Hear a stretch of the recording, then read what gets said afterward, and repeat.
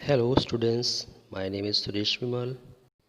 आज का हमारा टॉपिक है nature and scope of managerial economics. ये बेसिकली इंट्रोडक्टरी पार्ट है।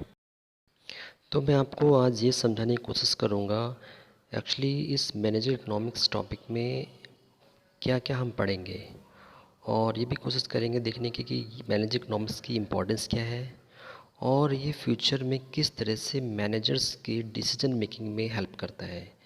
जिस तरह से मैनेजर्स के बिजनेस के रूटीन में डे बाय डे उनको जो नई नई प्रॉब्लम्स आती हैं, डिसीजन मेकिंग करनी होती हैं, किस तरह से मैनेजर इकोनॉमिक्स उनके उस डिसीजन मेकिंग में उनकी किस तरह से हेल्प करता है, जिससे कि वो बिजनेस के डिसीजंस को अच्छे से ले सकें।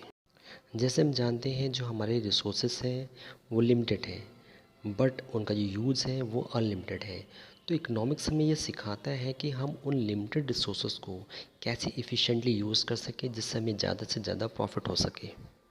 चलिए सबसे पहले हम ये जानने की कोशिश करते हैं कि जो इकोनॉमिक्स वर्ड है एक्चुअली में ये आया कहाँ से। वर्ड्स इकोनॉमिक्स एक्चुअली ये ग्रीक भाषा के एक वर्ड्स ओइकोनोमोस से लिया गया है, जहाँ ओइकोस का मतलब है हाउस होल्ड, नोमोस का मतलब है norms, rules and regulations. So we can say how we use these norms, rules and regulations to manage the funds of household. इसी पर्टिकुलर फॉर्मूले को यूज़ करके, इसी कॉन्सेप्ट को यूज़ करके जो बैंक्स हैं, फर्म्स हैं, या जो इंडस्ट्रीज़ हैं, ये जो होल नेशंस है, वो इन्हीं नॉर्म्स, रूल्स एंड नेगोशिएशंस को यूज़ करके ही अपने फंड्स को मैनेज करते हैं। For example, My monthly salary is ₹20,000। इसी लिमिटेड इनकम में मुझे अपने दोनों ही तरह के एक्सपेंसेस को मैनेज करना है। Expenses like electric bill, water bill और हाउस टैक्स, या जो भी डेली एक्सपेंसेस हैं, मुझे सभी इसी अपनी सैलरी से मैनेज करने होते हैं। उसके साथ साथ मुझे कुछ सेविंग्स भी करनी होती हैं फ्यूचर कॉन्टीजेंसीज़ के लिए। यहाँ आप देख सकते हैं जो मेरे पास जो रिसोर्सेस हैं, जो मेरी सैलरी है वो लिमिटेड है, लेकिन उसका यूज़ अनलिमिटेड है। सो मुझे I have to manage all my expenses within this resources. यहाँ पे इकोनॉमिक्स एक बहुत बड़ा रोल प्ले करता है। इकोनॉमिक्स हमें यहाँ पे ये सिखाता है कि कैसे मैं अपने लिमिटेड रिसोर्स को एक बहुत इफ़िशेंटली यूज़ करूँ जिससे कि मुझे ज़्यादा से ज़्यादा प्रॉफिट हो सके। इकोनॉमिक्स क्या है, इसको समझने के बाद अब हम ये समझने की कोशिश करते हैं कि जो मैनेजर इकोनॉमिक्स है एक्चुअली ये एक सेपरेट ब्रांच के रूप में कैसे इवॉल्व हुआ। इसके पीछे 3 रीजंस हैं। Growing complexity of business decision making process. जैसे कि हम जानते हैं कि आज के समय में बिजनेस को चलाना बहुत ही टफ है। It is not a easy task because market में बहुत कंपटीशन है। अगर हम इंडिपेंडेंस से पहले की बात करें, उस समय सिर्फ बहुत थोड़े ही फर्म्स हुआ करती थी। Around 22 big names in the country. Tata, Birla ही अपने एक बड़े बिजनेस को चला रहे थे। मार्केट में बहुत ज़्यादा कंपटीशन नहीं था, या आप कह सकते हैं बहुत ही कम कंपटीशन था। लेकिन जब 1991 के बाद ग्लोबलाइजेशन, प्राइवेटाइजेशन, लिबरलाइजेशन की पॉलिसीज़ को यूज़ किया गया, बिज़नेस डाइवर्सिफाई होने लगे, बहुत सी बड़ी बड़ी कंपनीज़ हमारे देश में आने लगी, बड़ी बड़ी एमएनसीज़ हमारे देश में शुरू हो गई, जॉइंट स्टॉक कंपनीज शुरू हो गई, पार्टनरशिप्स फर्म शुरू हो गई, private companies, public companies, government industries, and there is cut throat competition in the market. इसी कंपटीशन की वजह से कंपनियों को ऐसे लोगों की ज़रूरत पड़ने लगी जो बहुत एक्सपीरियंस थे, या जिनमें एक मैनेजरियल क्वालिटीज़ थी, जिससे कि वो टफ़ डिसीजंस ले सकें या इस कंपटीशन को फेस कर सकें। सो इन्हीं जितनी भी कंपनीज़ उस समय शुरू हुई थी, आपस में एक बहुत ही कंपटीशन शुरू हो गया। हर कंपनी सोचने लगी कि हम किस प्रकार अपने प्रोडक्ट्स के प्राइसेस को कम करें, जो भी हमारे रिसोर्सेज जो वेस्ट हो रहे हैं उनको कैसे हम कम करें जिससे हमारा जो प्रोडक्ट हो वो दूसरी कंपनी से चीपर प्राइस में हम मार्केट में उसको लॉन्च कर सकें, जिससे कि वो अपने प्रॉफिट को मैक्सिमाइज़ कर सकें और जो रिसोर्सेस है उसका इफ़िशिएंटली यूज़ कर सकें। तभी से ही ये जो सब्जेक्ट है मैनेजर इकोनॉमिक्स एग्जिस्टेंस में आया। अब कंपनियों ने ऐसे मैनेजर्स को हायर करना शुरू कर दिया है जिनमें इकोनॉमिक्स का नॉलेज हो, जो कंपनी में आकर इकोनॉमिक्स के कॉन्सेप्ट्स हैं, लॉजिक्स हैं, इनको यूज़ करके डिसीजंस ले सकें और कंपनी को प्रॉफिट को मैक्सिमाइज़ कर सकें। आजकल ऐसे ही ट्रेन्ड प्रोफेशनल मैनेजर्स की ही ज़रूरत है जो इकोनॉमिक्स के कॉन्सेप्ट्स को, लॉजिक्स को या थ्योरीज़ को, ये जो टूल्स हैं उनको यूज़ करके कंपनियों को उनके रिसोर्सेज को प्रोफिशिएंटली यूज़ करके उनके प्रॉफिट को बढ़ा सकें। चलिए हम ये जब समझने की कोशिश करते हैं कि वो कौन से डिफरेंट एरियाज़ हैं जहाँ पे बिजनेस डिसीजन मेकिंग की ज़रूरत पड़ती है।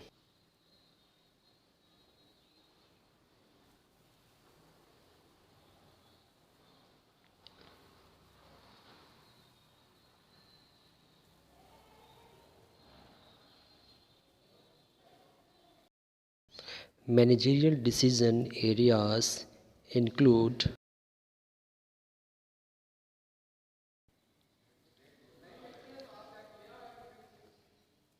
assessment of capital required, what to produce, मतलब किस बिजनेस को शुरू करना है।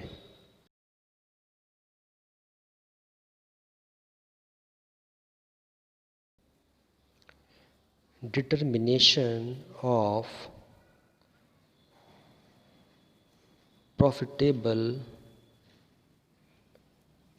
Output, determining what should be input output combination,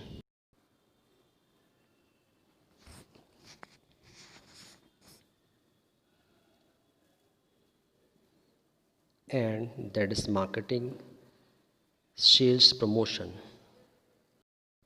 in areas में इफ़ेक्टिव डिसीजन लेने के लिए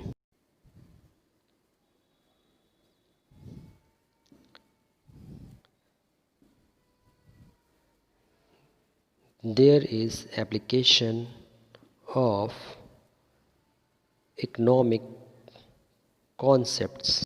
यहाँ हम इकोनॉमिक के थियोरेटिकल पार्ट की बात कर रहे हैं। एंड थ्योरीज,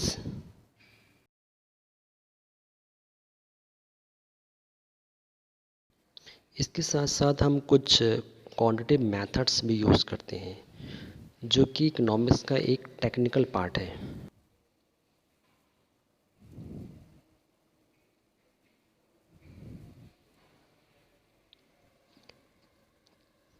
इन सभी चीज़ों का कॉम्बिनेशन ही मैनेजरियल इकोनॉमिक्स सब्जेक्ट को बनाता है।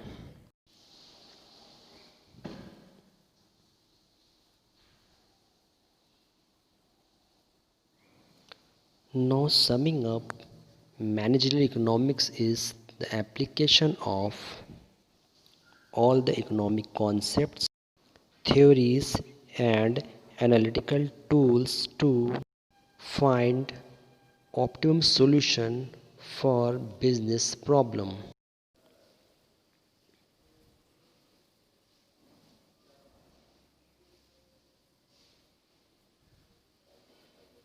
अब हम समझने की कोशिश करते हैं कि what is the scope of managerial economics. Managerial economics को हम दो पार्ट में डिवाइड करके पढ़ेंगे, जिसमें फर्स्ट है माइक्रो इकोनॉमिक्स और दूसरा हमारा जो पार्ट है वो है मैक्रो इकोनॉमिक्स। नॉर्मली अगर हम बात करें कि माइक्रो का क्या मतलब है, माइक्रो मीन्स स्मॉल और मैक्रो का मतलब है लार्ज, बड़ा। जब हम माइक्रो में किसी इंडिविजुअल फर्म की बात करते हैं या इंटरनल इश्यूज़ की बात करते हैं तो इसका मतलब है हम माइक्रो इकोनॉमिक्स की स्टडी कर रहे हैं।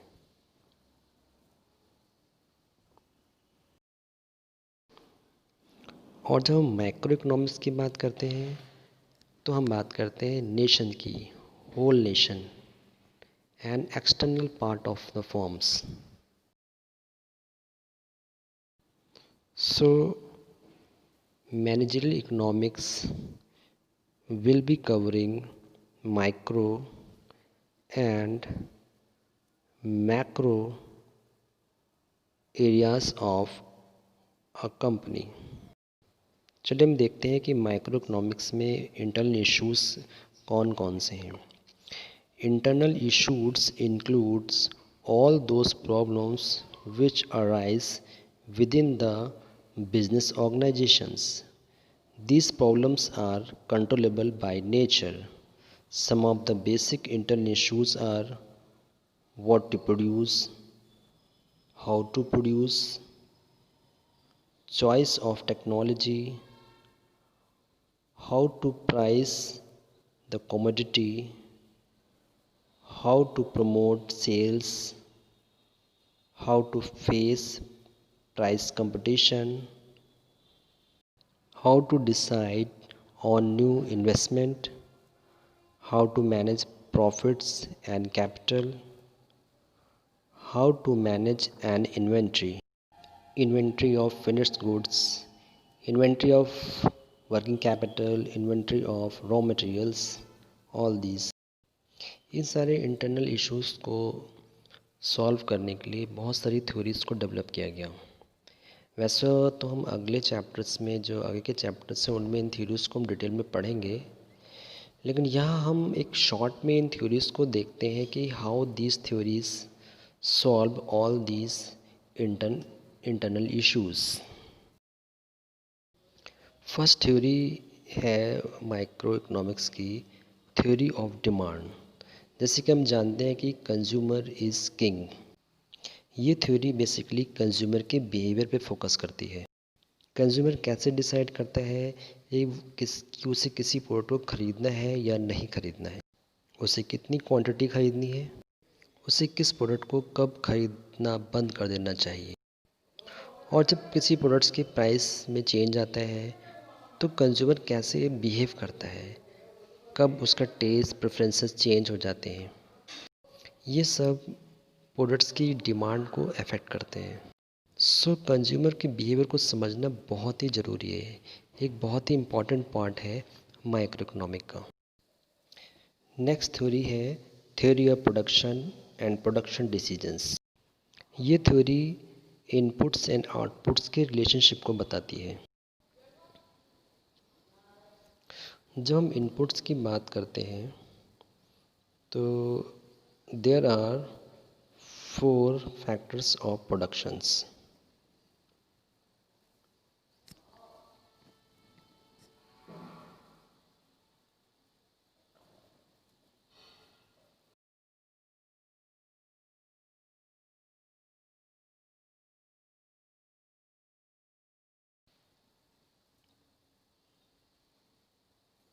That is labor, land,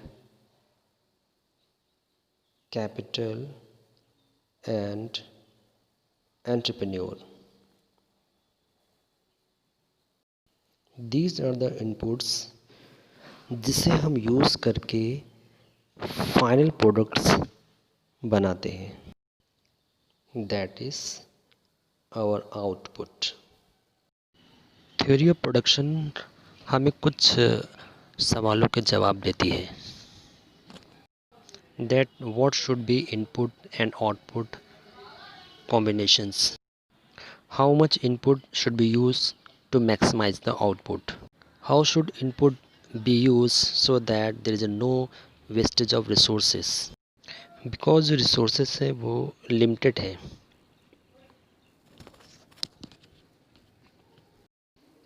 resources चाहे वो land हो, labor हो, capital हो या entrepreneurs हो, एक्चुअली एंटरप्रेन्योर्स जो पर्सन है वो इन सभी जो रिसोर्सेज है वो एक मास्टरमाइंड है जो वो जानता है कि how to use all this resources efficiently. और वो जानते हैं कि जो रिसोर्सेज हमारे पास अवेलेबल हैं वो लिमिटेड हैं और इन्हीं लिमिटेड रिसोर्सेज को ही उसको इफ़िशिएंटली यूज़ करके मैक्सिमम आउटपुट देना है। यही उसकी एक क्वालिटी है। प्रोडक्शन डिसीजन में बेसिकली हम कुछ स्टडीज़ करते हैं, जैसे under what conditions cost increase और decrease, what is the change in total output when unit of one factor input is increased or decreased, how output can be increased। Micro economics में हम जो third theory discuss करेंगे वो है pricing theory. जैसे हम सब जानते हैं कि प्राइस एक बहुत ही इम्पॉर्टेंट रोल प्ले करता है डिमांड को क्रिएट करने में, इसलिए ये प्राइसिंग थ्योरी बहुत ही इम्पॉर्टेंट है स्टडी माइक्रो इकोनॉमिक्स में। This theory explains how price is determined under different types of market conditions. Under what conditions is price discrimination is feasible? How advertising can be helpful in expanding sales? Next theory जो हम micro economics में study करेंगे वो है profit analysis and profit management. This theory guides the firm in measurement of management of profit, in making allowances for the risk premium, in calculating the pure return on capital, for future profit planning। Next theory जो हम micro economics में study करेंगे वो है theory of capital and investment decisions. जैसे कि हम जानते हैं जो कैपिटल है वो एक बहुत ही लिमिटेड है, इसलिए बहुत इम्पॉर्टेंट है कि हम how to utilise the capital in a best way to maximize the profit of the organization. So this theory helps in making appropriate investment decisions, choice of projects, maintaining the capital and capital budgeting। Capital budgeting में decisions में हम जो long term decisions होते हैं वो लेते हैं, जैसे कि लॉन्ग टर्म में ऑर्गेनाइजेशंस को एक्सपैंड करना है, कोई दूसरे बिजनेस में जाना है, या कोई नया प्रोजेक्ट लगाना है, या अपने प्रोडक्ट्स की लाइन को इम्प्रूव करना है या बढ़ाना है। मैनेजर इकोनॉमिक्स के एक फर्स्ट पार्ट माइक्रो इकोनॉमिक्स को स्टडी करने के बाद हम मैनेजर इकोनॉमिक्स के दूसरा पार्ट जो है कि मैक्रो इकोनॉमिक्स को हम स्टडी करेंगे, जिसमें बेसिकली हम स्टडी करते हैं कि it takes into consideration all the external factors which affect the working of a firm. These external factors are economic factors, social factors and political factors. These factors are uncontrollable in nature. In managerial economics we will only concern about economic factor which affects a business environment। यहाँ पे जो managers होते हैं वो एक बहुत important role play करते हैं, क्योंकि जो एक्सटर्नल फैक्टर्स हैं वो अनकंट्रोलेबल हैं, लेकिन अगर मैनेजर्स स्किलफुल हैं, टैलेंटेड हैं, तो वो एक प्रॉपर प्लानिंग से इन फैक्टर्स को आसानी से कंट्रोल कर लेते हैं और जो भी डिसीजंस उनको लेने होते हैं फॉर मैक्सिमाइजिंग द प्रॉफिट वो बहुत ही आसानी से इन डिसीजंस को लेते हैं और बहुत ही इफ़िशिएंटली कंपनी को ग्रो करते हैं। मैनेजर्स को मैक्रो इकोनॉमिक के बहुत से इश्यूज होते हैं जो उसको फेस करने होते हैं, जैसे issues related to macro economics trends in the economy, जैसे लेवल ऑफ जीडीपी क्या है, investment climate, trends in national output and employment, price trends. उसके बाद हम देखेंगे कुछ issues related to foreign trade, क्योंकि जब कोई भी एंटरप्रेन्योर्स या मैनेजर्स किसी ऑर्गेनाइजेशन में वर्क करते हैं तो उसे ऐसा नहीं है कि सिर्फ अपने इंटरनल इन्वायरमेंट से ही compete करना होता है।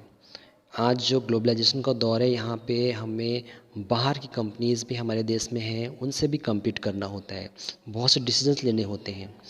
इसमें बहुत से ऐसे ट्रेंड्स हैं जैसे trends in international trade, prices, exchange rates, prospects in the international market. एक मैनेजर्स को डिसीजन लेना होता है कि उसको किस मार्केट में एक्सपोर्ट करना है या कहाँ से वो किस प्रोडक्ट को इम्पोर्ट करे जिससे उसे ज़्यादा से ज़्यादा प्रॉफिट्स हो। उसके बाद हम देखेंगे कि जो मैक्रो इकोनॉमिक्स है उसमें कुछ और इश्यूज होते हैं, जैसे issues related to government policies. Actually time to time government अपनी पॉलिसीज़ को चेंज करती रहती है, तो एक मैनेजर्स को, एंटरप्रेन्योर्स को ये देखना बहुत ज़रूरी होता है कि जो कंटिन्यू में जो भी गवर्नमेंट है वो उसकी क्या क्या पॉलिसीज़ हैं रिगार्डिंग द बिजनेसेस, उसके अकॉर्डिंगली उसको डिसीजंस लेने होते हैं। जैसे कि हम जानते हैं कि जो इस समय करंट हमारे यहाँ जो क्राइसिस चल रहे हैं जो कोरोना वायरस का, उसमें गवर्नमेंट्स ने अभी काफ़ी दिनों से आपने देखा होगा 2-3 जो मंथ्स हैं उसमें पूरा लॉकडाउन कर रखा है। तो इस क्राइसिस में भी मैनेजर्स को ये बहुत ही पीसफुली और इफ़िशेंटली डिसीजंस लेने होते हैं, जिससे कि फ्यूचर में उनकी कंपनीज़ को जो भी लॉसेस होने वाले हैं वो कम से कम हो। इन करंट ट्रेंड्स को ही देखते हुए मैनेजर्स को डिसीजंस लेने होते हैं, और ये तभी पॉसिबल है जब एक मैनेजर्स बहुत ही स्किलफुल जो भी हमारी इकोनॉमिक्स की जो टूल्स हैं, जो कॉन्सेप्ट्स हैं उनको यूज़ करे, जिससे कि वो ज़्यादा से ज़्यादा जो करंट्स में जो भी अपॉर्चुनिटीज़ हैं उनका फ़ायदा उठा सकें। मुझे उम्मीद है जो कुछ भी मैंने एक्सप्लेन किया है इस टॉपिक से रिलेटेड आपको समझ में आया होगा। थैंक्स।